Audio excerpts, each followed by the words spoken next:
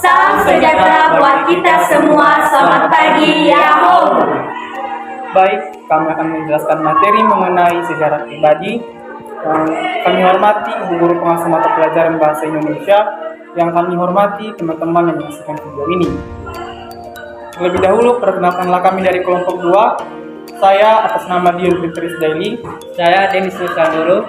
Saya Bunga Cahaya Kristiani Daily. Saya Estilawu. Saya Situwarnis Daily. Baik, semuanya demikian perkenalan singkat dari kami. Sekarang mari kita masuk ke dalam pemaparan materi mengenai sejarah pribadi.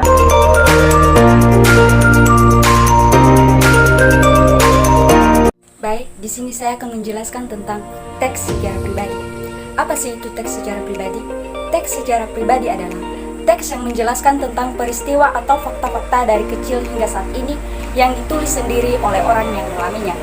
Teks ini juga digunakan untuk mempelajari, mengamati, dan mengambil hikmah atas peristiwa yang telah terjadi. Teks ini juga dapat berupa seperti memuat penghormatan, kisah hidup, autobiografi, biografi, atau sejarah lisan.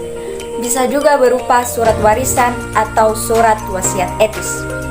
Nah, saat kita menulis teks sejarah pribadi ini, kita dapat menyertakan foto peristiwa, teman, anggota keluarga, tempat yang sering kita kunjungi, atau rumah tempat kita dibesarkan. Kita juga dapat menyertakan salinan catatan keluarga seperti akte kelahiran, pernikahan, catatan sekolah, ijazah, surat agama, penghargaan, atau catatan menarik lainnya. Baik, setelah kita mengetahui pengertian dari cerita sejarah pribadi, saatnya saya akan menjelaskan struktur dari cerita sejarah pribadi. Struktur dari cerita sejarah pribadi terdiri dari 3 bagian, yaitu yang pertama, orientasi, yang kedua, urutan peristiwa, dan yang ketiga, reorientasi. Yang pertama, orientasi. Orientasi yaitu bagian pembuka atau pengenalan dari sebuah teks dan gambaran umum tentang peristiwa yang terjadi, tempat kejadian, waktu, dan keadaan. Yang kedua, urutan peristiwa. Urutan peristiwa yaitu rekaman peristiwa yang terjadi yang biasanya disampaikan dalam urutan kronologis. Bagian ini juga merupakan inti dari teks rekon. Dan yang ketiga, reorientasi. Reorientasi yaitu pembahasan ulang peristiwa dan biasanya disertai komentar pribadi penulis tentang peristiwa atau kejadian yang diceritakan. Bagian ini juga merupakan tahapan yang bersifat pilihan, artinya boleh saja bagian ini tidak disajikan oleh penulis. Sekarang kita masuk bagian lak-lakannya. Pertama itu menentukan cerita sejarah yang akan ditulis. Maksudnya di sini kita menentukan apa yang kita tuliskan terlebih dahulu supaya kita mengetahui apa judul suatu cerita sejarah pribadi tersebut. Yang kedua, mengumpulkan cerita-cerita mengenai sejarah tersebut. Itu kita menentukan mengenai apa, mengumpulkan apa yang dimaksud dengan sejarah tersebut dan apa peristiwanya. Ketiga, menggali informasi mengenai suatu proses sejarah. Itu kita lebih menggali informasi apa yang terjadi dalam peristiwa tersebut dan apa latarnya terjadinya seperti itu. Yang keempat, membuat urutan peristiwa dalam cerita sejarah. Maksudnya ini kita harus mengurutkan dari awal terjadinya sebuah peristiwa tersebut atau sejarah yang kita tuliskan dalam sejarah pribadi. Yang kelima, membuat narasi cerita sejarah berdasarkan luas.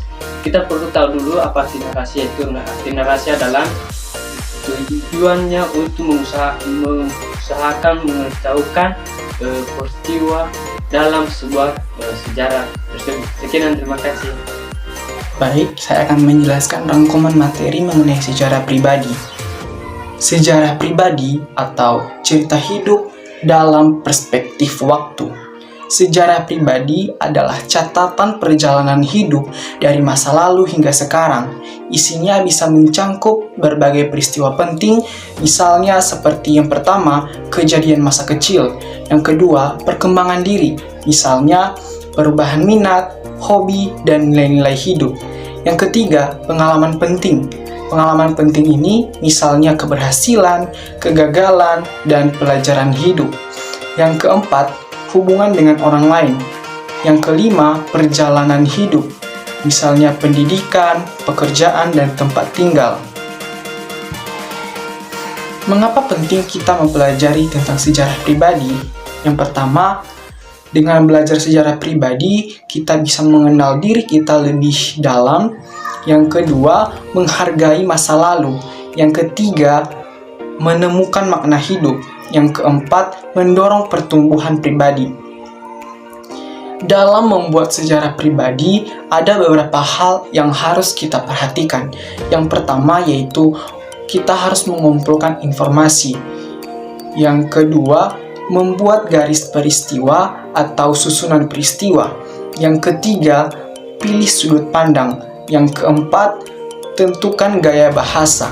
Dan yang kelima, yaitu edit dan revisi. Artinya, merevisi kembali sejarah pribadi yang telah kita buat. Ada beberapa contoh tema yang dapat kita pergunakan dalam membuat sejarah pribadi. Yang pertama, perjalanan pendidikan. Yang kedua, pengalaman keluarga. Misalnya interaksi dengan keluarga, sama dengan teman, atau dengan orang lain. Yang ketiga, pengalaman mengatasi masalah. Dan yang keempat, yaitu perubahan minat serta hobi. Halo semua, di video kali ini saya akan menceritakan sejarah pribadi saya.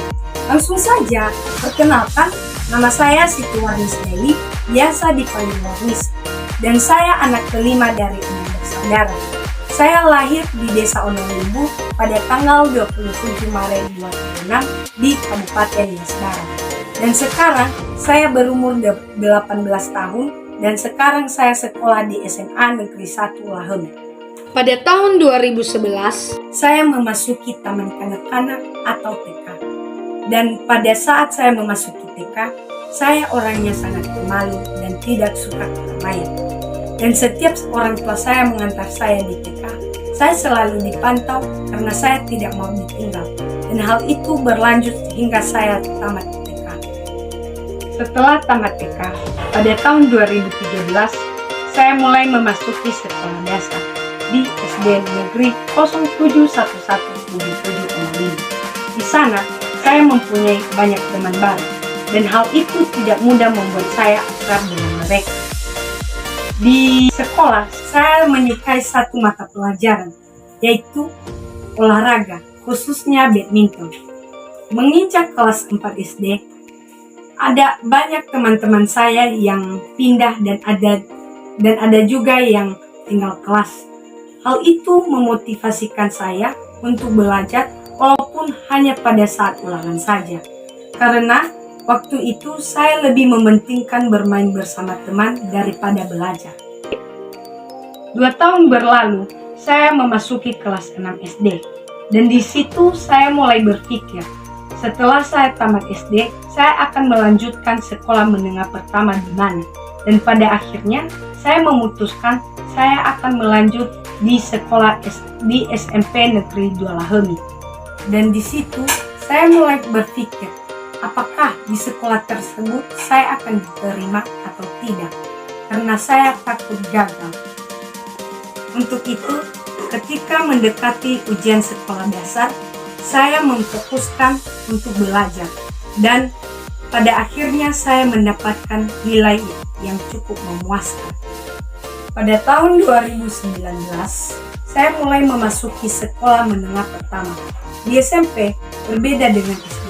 Di SMP, suasananya ramai, siswanya pada aktif semua. Di SMP, dalam 1 minggu, saya mudah akrab dengan teman saya. Karena ada kegiatan yang dinamakan dengan MOS atau Masa Orientasi Siswa.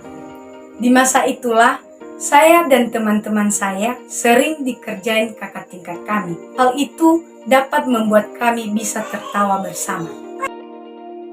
Pada tahun 2022, saya mulai memasuki sekolah menengah atas di SMA Negeri 1 Laheni. Di SMA berbeda dengan SD dan SMP. Di SMA kita dididik untuk disiplin agar kita siap ketika memasuki dunia kerja. Di SMA ini, saya lebih memilih jurusan IPA karena sejak kecil saya sangat suka dengan hal-hal yang berhubungan dengan tumbuh-tumbuhan.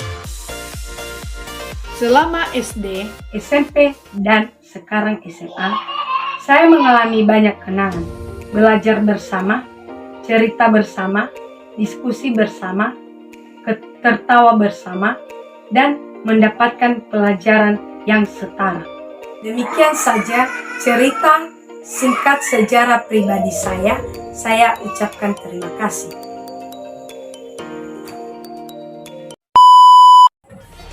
Baik, demikian hasil pemaparan kami mengenai teks sejarah pribadi. Akhir kata kami ucapkan terima kasih. Selamat pagi. Yahoo!